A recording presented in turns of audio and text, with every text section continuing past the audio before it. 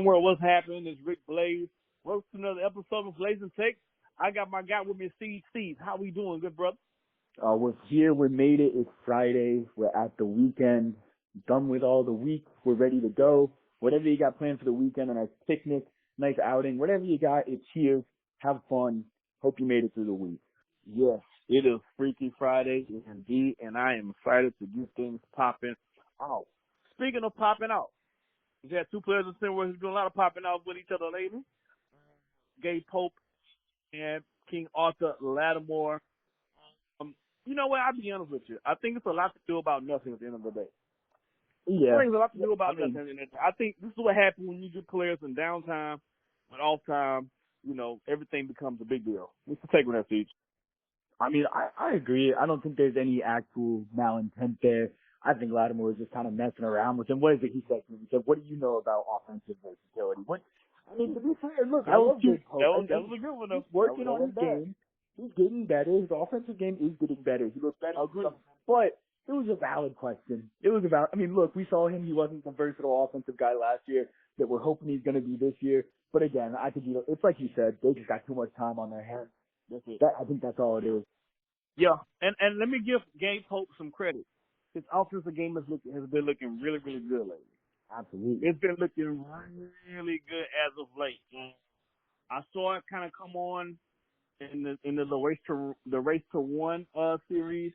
He wasn't playing in the fourth, we thought it was weird, but as he pointed out, he hadn't been playing in the fourth anyway. That's just the way that they run their rotations. But I didn't know that until he said that, bro. Yeah, I hadn't picked that up either.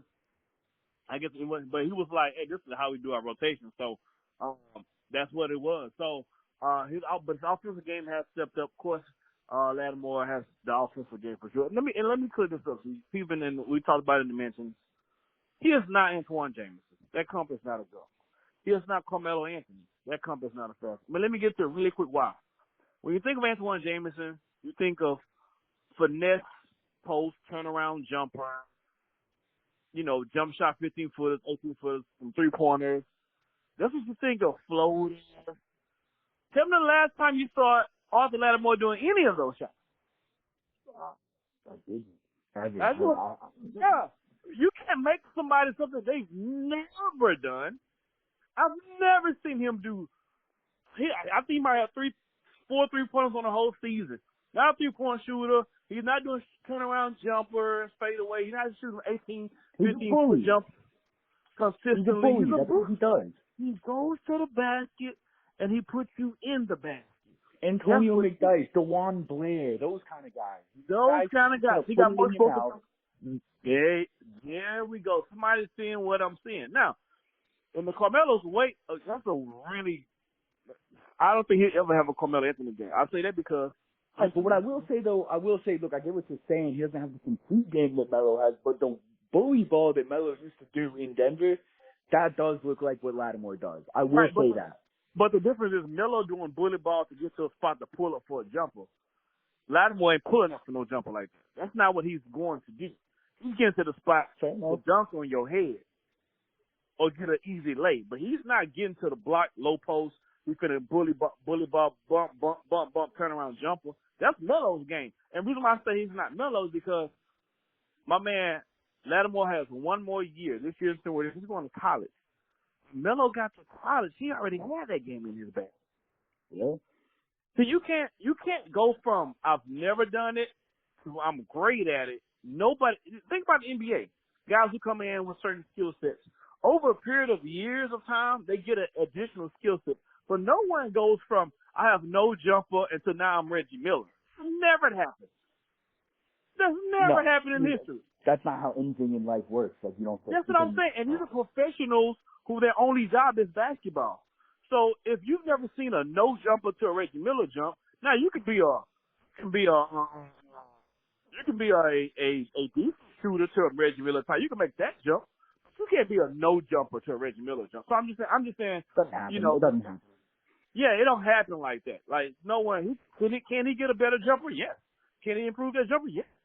But if you don't have flashes of a Carmelo bag now, you're never going to get a Carmelo bag. Like, no, look, I think that's fair. I think the comparison I think there's some validity to him. Like I said, I think it's just the bully ball. Whatever he's doing after the bully ball, I don't know, but I think it's the bully ball in the headband that reminds people of Melo. But I think that's all it is. So I could agree with you there. He doesn't have Carmelo's game, but I see where the comparison comes from for something. And that's cool. And like I said, I took way too much time on it, but I just get off my chest, man. We all just having a good time with it. So, speaking of players, let's talk about these recruits, man. We talked about some recruits. We're going to start getting into some recruits. Some recruit games went on today. And so what I want to do, I want to make it challenging for us both. I don't want us to focus on the low-hanging fruit. Tyrese Wells. You know what I mean? The K. Killing. We know those. We've heard those things. We know those names. We've seen their game. I want to talk about your sleepers, those guys who have not really been talked about or been talked about a little bit, but they got big game on the horizon. I want to talk about your deep sleepers. Those are the guys who you never heard of at all, but they got a nice game. They might not have the ceiling of the sleepers, but they got a nice game that you need to be a lookout for. So we're gonna do 2 sleepers and 2 deep sleepers. I'll let you start with 2 sleepers first. All right, my 2 sleepers. Look, that might be kind of known. So, I would call him a sleeper, though, because I don't think he's being looked at like crazy. But I'm going to take Zoe Dorn, international player from Greece. He's basically a 6'7" rim slapper. That's what he does. He'll go rim to rim. He can drive himself. He's athletic. I like his game, and he would fit the 3 or the 4 for any team. If some coach can get him and develop a shot for him, it's going to be really good. My other sleeper that I've got for you is, let's see, I have his name up for you. All right, the other one I got, C.J. Rodman. Okay. Now, here's what C.J. Rodman is to me. Now, maybe C.J. Rodman's more of a deep sleeper. He's pretty far down in the rankings, but I think he's got a high ceiling. Here's what he is. He's a 6'6". He kind of does the dirty work guy. That's what he does. 6'6", 197 pounds, about 200. He's a great screener. He's a great rim protector. He's a great rebounder. He does all that kind of dirty work. He almost reminds you, and this is a crazy comparison because he obviously isn't at this level, but of a Charles Barkley. Maybe he doesn't have quite the height, but he's got kind of that grit, whatever. Now, if he can score like Barkley, we've got a menace on our hands. But he can do all the little things that Barkley was able to do while he was a star really well. It's fitting he's got the last name Rodman because, again, that's another guy who does a lot of dirty things. So those are my 2 sleepers for you. Okay. You want to give me sleepers and then we'll move to deep sleepers? Yeah, we'll do it. I give my sleepers. I like Rodman. He doesn't have a Barkley offensive game. No. So he's really raw on the offensive side, but his energy and everything, yeah, for sure. My first, and this guy is, Haji Mo Osborne, 6'7", 239, out of Lagos, Nigeria. He is by definition a motherfucking dog. He is disrespectful. Oh, this man is just, I think he would rather play with no shoes on. He's that kind of disrespectful. He's a dog. He's one of those dogs we talked about. Yeah, he's a dog. I think he's just, when I see him play, he just wants to mash on your face. Pause, no pause, whatever pause. Pause, no pause, menopause. He is a dog. My man in Africa is, and it's funny, we all talking international people right now. International got some guys on the recruiting class. But yeah, Mo Osborne, remember this name. When you could see all these highlight reels of him putting his planters in your face, remember I told you first, Mo Osborne. All right, so that's one sleeper. My other sleeper, this guy was actually going on my deep sleepers list, except for his because no one really talked about him, but his name kind of got popular today, actually, just a little bit, just a little spurt for it. But I want to say this: I first mentioned this guy, and I have my receipts, and Coach Drayton can vouch for those receipts. I first mentioned this guy's name to Coach Drayton in July. You hear me? What month are we in, Steve? It's September now. It's September. This is what I do. I mentioned this guy's name first in July to Coach Drayton. I said, Drayton, what you think about this guy here? Because we like, Coach, I'm not going to lie, Coach, that's why I know he's the most prepared coach. So we'll talk about recruits. He'll say, hey, man, I think this guy is this. And I say, nah, he's not that. He might be this. So we go back and forth. And I remember I say, Coach Dre, what do you think about this guy? He was like, I got to see some more from him. I was like, yeah, something about him, though, Coach. I think he got – that was in July. So today they had a run. Canada had a run. I was talking about no other than what I like what my man named him, Renzo named him. Shooter McGavin or Hair Canada, Justin McGavin is one of my other sleepers. My man got the game. He got, let me say this. I gotta say this. And I told Coach Drayton this. And this gonna sound crazy. Can I preface it by saying that? Yeah, go ahead, man. Do whatever prefacing you got. This is going to sound crazy. But he plays some deep. 6'5", almost 200. Plays a little D. He can dribble the ball a little bit. He can shoot the lights off the ball. He can rebound a little bit. Yeah, he looks to me. It's early. He looks to me. This gonna sound crazy. He looks to me like a poor man's Duncan. Ooh, okay. He looks to me. That does sound crazy. That sounds. No, that does sound crazy. Sound crazy. No, but I don't do. This ain't the fake show. It's Blazin' fake show. We're gonna do hot take, crazy or not. It is what it is. He looks to me like a poor man's Duncan. Now, is he ever gonna be that? I don't know. But he has to be in the right system with the coach, the right situation. Or what I'm saying is gonna mean that. He's either gonna be just another guy. There's two ways. I think there's two ways gonna go. He's either gonna be just another guy, or he's gonna be like what I said he was, poor man's Duncan. We'll see which way it comes out. That was my two sleepers. Who you got for your two sleepers? I won't take as much time the next time, I promise. All right. We'll do our deep sleepers quick. Like deep sleepers, so whatever we got to do with those. But my first one is out of your hometown, Houston, Texas. Oh yeah. A guy who I think has got the best name of all the recruits. We'll call him the Honorable, the Almighty Saul. Now, I don't know if you've gotten to see this guy play. He has not found his way to any open runs. What he has been in was the H-Town Hoopers tryout run that they did. And here's what he is. He's 6'5", he's 200 pounds. He had a growth spurt in the last year. He was playing guard. But now he's gotten a little bigger. He's got a couple post moves. He's still got those kind of guard skills. What he reminds me of, now for a SimWorld reference, he reminds me of Theophilus Hilton.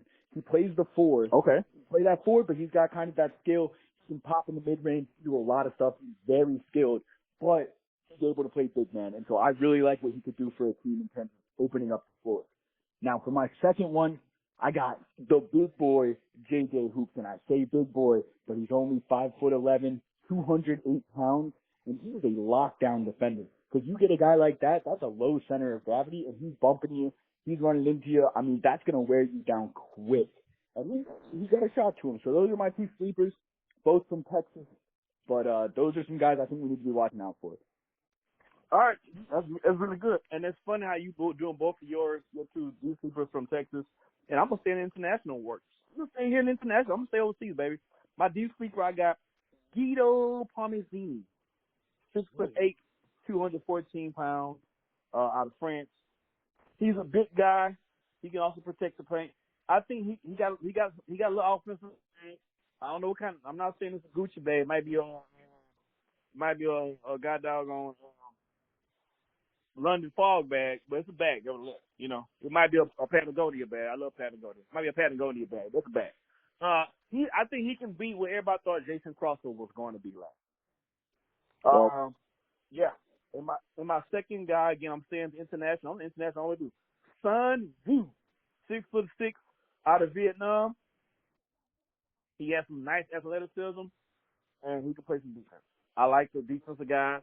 He's one of those Mbate type players, athletic, and can play defense, several positions. That's what I like as my D sleeper. Now, let me say this to these coaches before we get out of here. These rankings, these numbers is by these players in this recruit, that means jack squat. They don't mean anything right now. It means nothing. I think they're in random order. They're not in actual talent order. My man Kasim Porter Jr. I talent is the next step on my back. He was ranked 18 last year when he came in. The recruit rankings mean nothing. Dude can be ranked number 75. It means nothing. Go out there, do your job. That's all I got to say. Yep. All right, last thing. Grab bag. We got to get it in real quick before we go. We leave it over time. Grab bag. Here we go. What is one thing that's in your house or your place of residence that people would be surprised that you have in your house?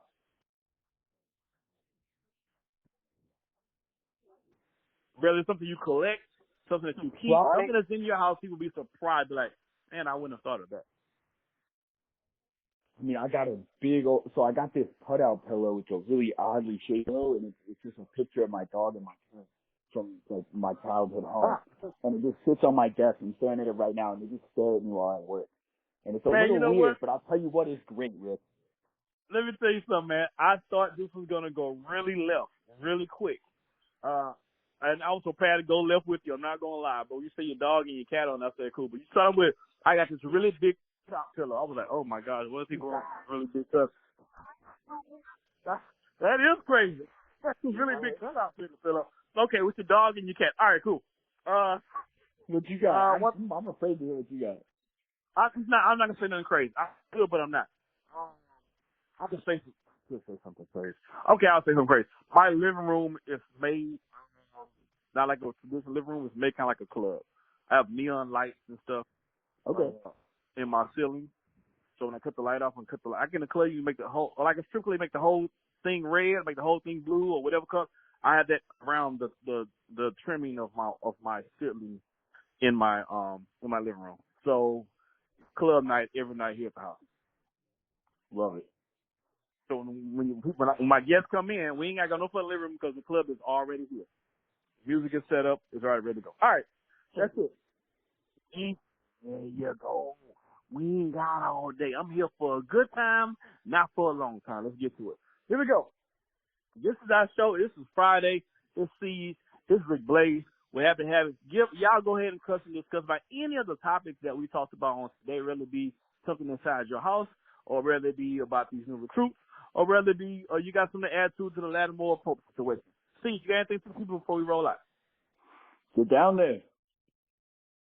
Let's do it. See y'all in the comments, man. We out.